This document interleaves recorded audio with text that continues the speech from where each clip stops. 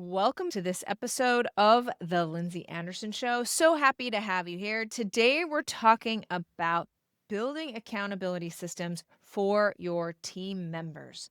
It is very frequent that many people think that leadership alone will fix business, that if you inspire and motivate, that will be enough to keep and build a really successful team. But the truth is, if you don't have systems to support your growth, your business will always feel like it's running on fumes. And that's exactly why I'm bringing on today's guest, Dr. James Chitwood.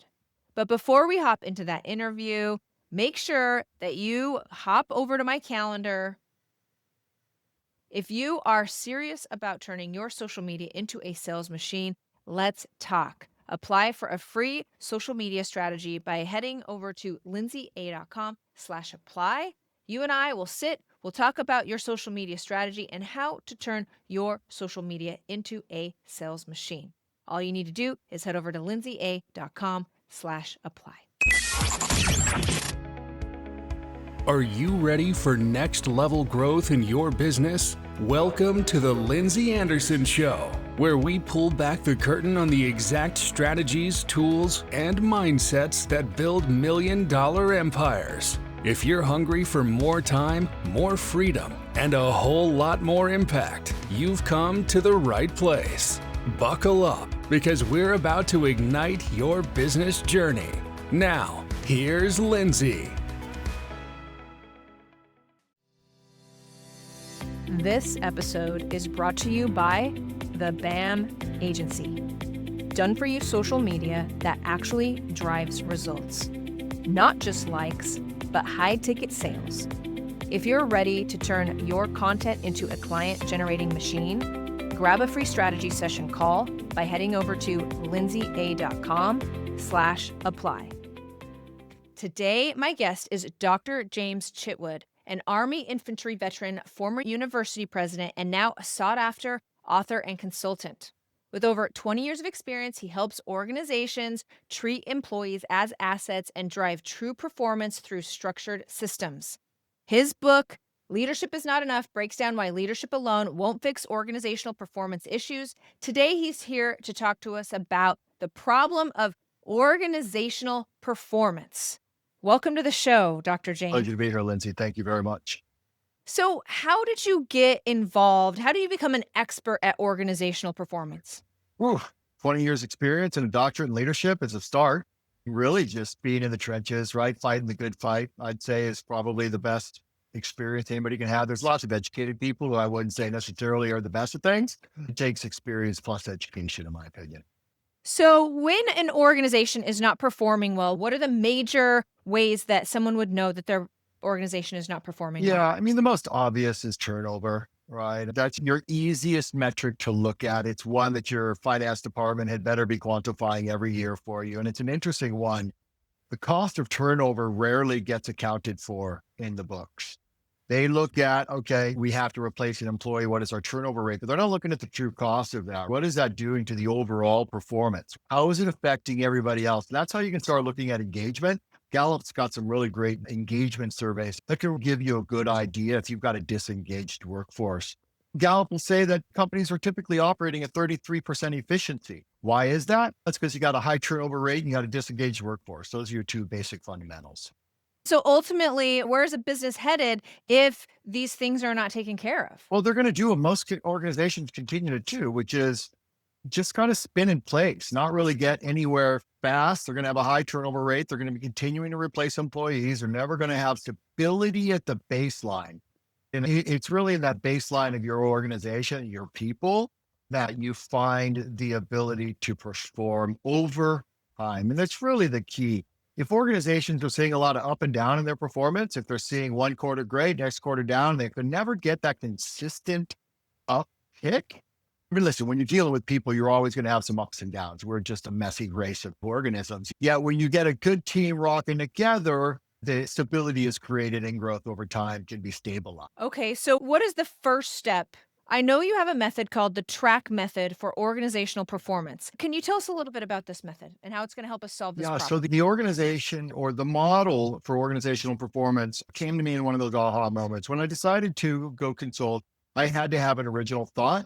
I had to bring something new to the place. I wasn't just interested in using the tools that I use to assess organizations for my doctorate, such as organizational performance, leadership, and job satisfaction. That's what my doctorate's in. To me, I would just be another Me Too player doing the same thing. I had to have an original thought. When I looked back at the military and I looked back at some of my experience, I looked at what I did in organizations to turn them around and start up orgs. I've done both. My model came into play. And what's interesting about it is I had a global HR leader say, Jim, this really is a secret sauce, but it's such the basics. And that's so true. There's nothing rocket science about any one individual part of my model. It's the combination of them and looking at them as a single strategy. That's the unique element. My model consists of training, recognition, accountability, and internal communication, right? And so you take each of those, they all have their own chapter in my book, and there's how-tos in the very back of the book. My book's an operator's manual. It's not like your typical academic philosophical book. It's how-to. The entire thing is to create a strategy that uses all four of those to engage and develop your workforce. Okay, can you just walk us through a couple of points on each of Yeah, those? so how about I do it this way? Let's look at accountability, because accountability is critical, right? Every employee needs to have a metric they're being measured against, at least one. Every employee, I don't care who they are, you got to tie them to at least one quantifiable metric. So let's say most employees have multiple metrics and KPIs that they're aligned with. So let's just stick with accountability. So let's say you have an employee who is not performing, and through your one-on-one conversation with your direct supervisor, the supervisor recognizes that the performance isn't there.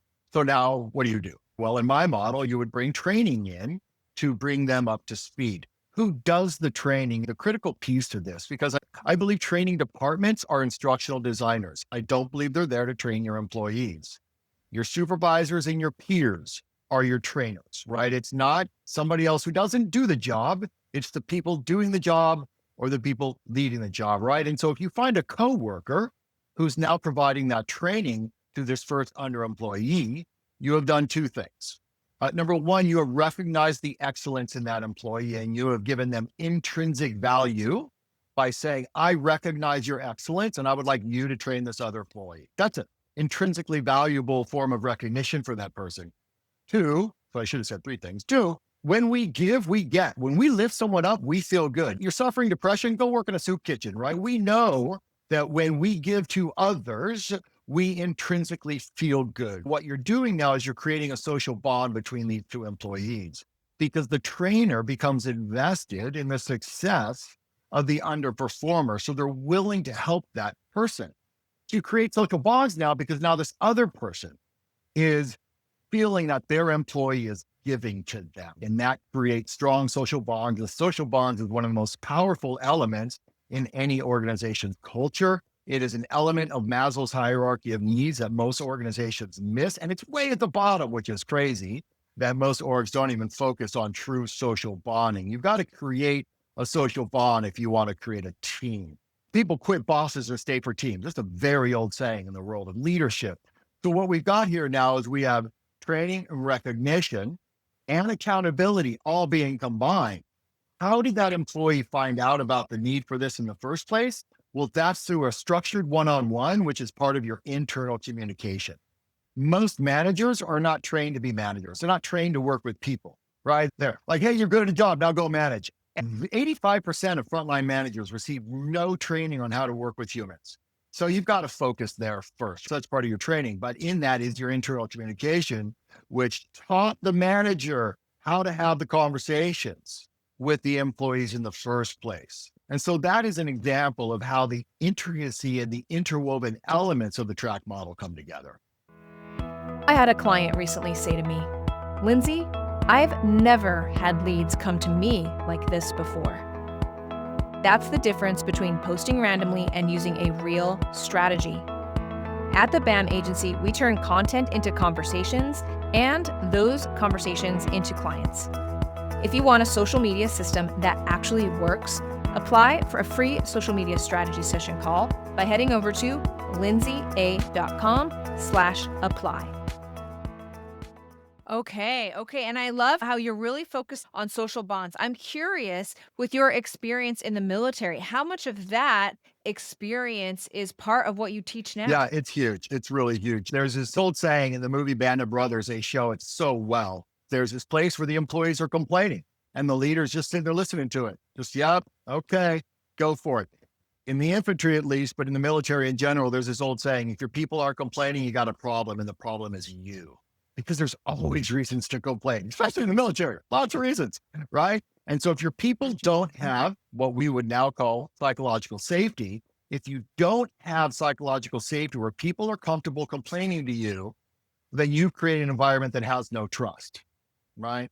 And so you need to create an environment of internal and open, transparent communication so that people feel comfortable complaining to you as the boss. And what's so beautiful about the Band of Brothers is one of the complaining soldiers says, Captain, why aren't you complaining? He goes, oh, I complain.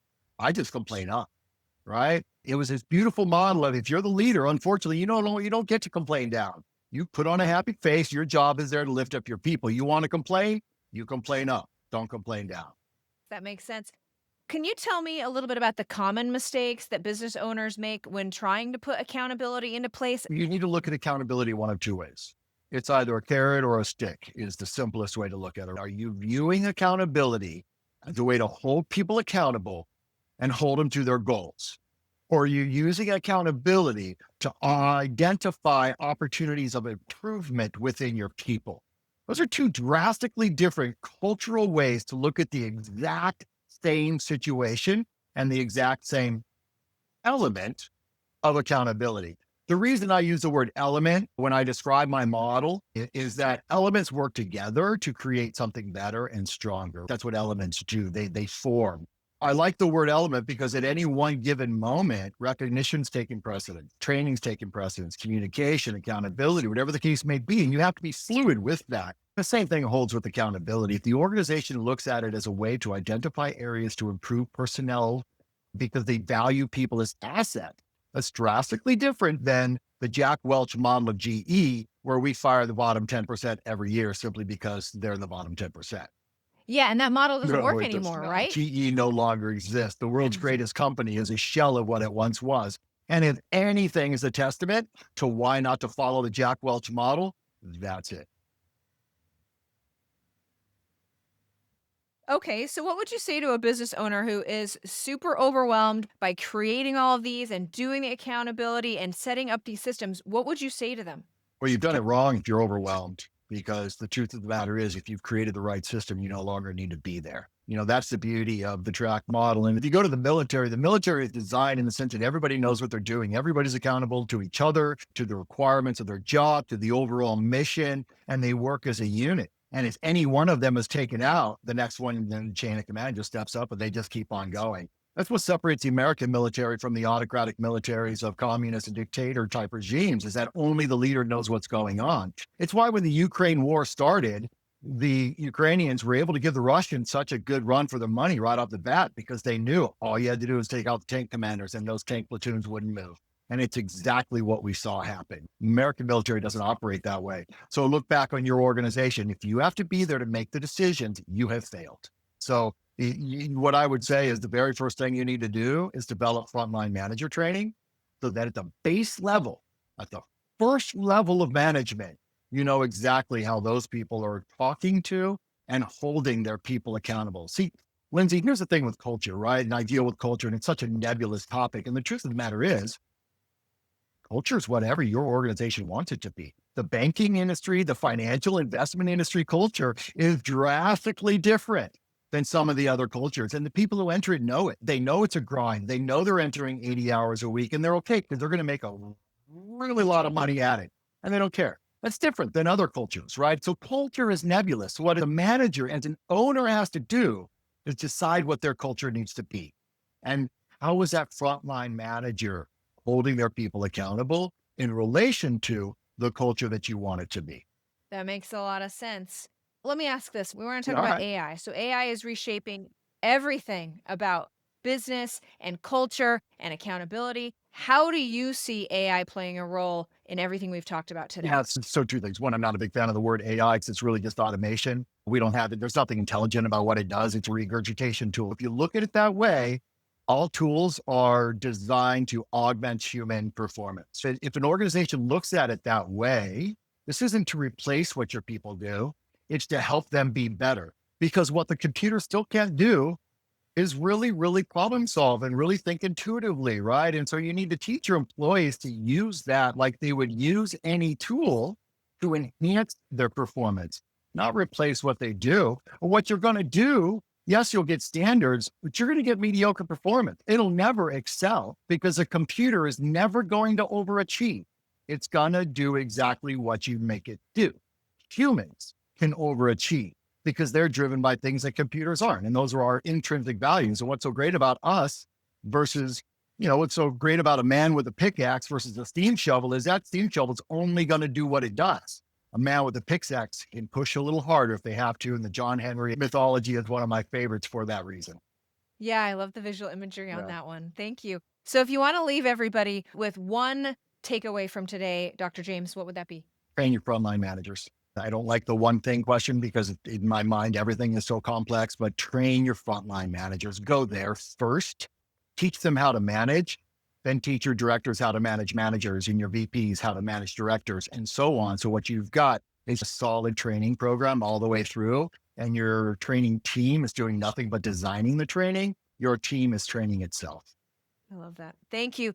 Dr. James, before I let you go, I'm going to turn the time over to you. Let us know how the audience can find you and anything else you want them to know. Lindsey, I appreciate it. Yeah. I'm available. My website is performanceculture.expert.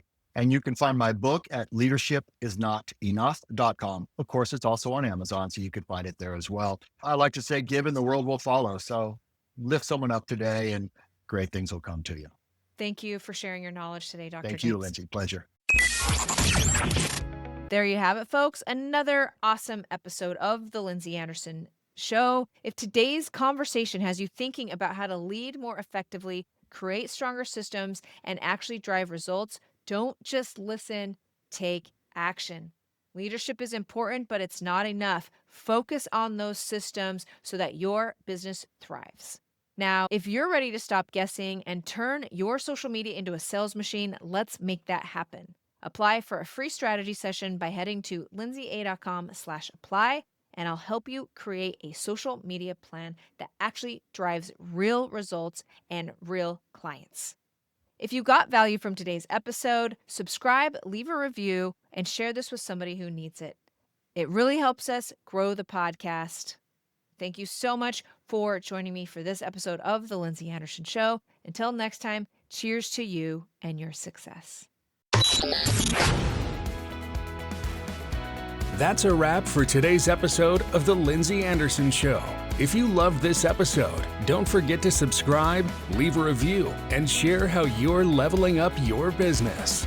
Want more? Connect with Lindsey Anderson and get the tools you need to crush your goals at lindsaya.com. Until next time, keep pushing, keep growing, and turn those business dreams into reality. Thank you for tuning in. If you got value from this episode, share it with a friend and hit subscribe. And if you're ready to stop posting and praying and actually generate revenue, let's talk.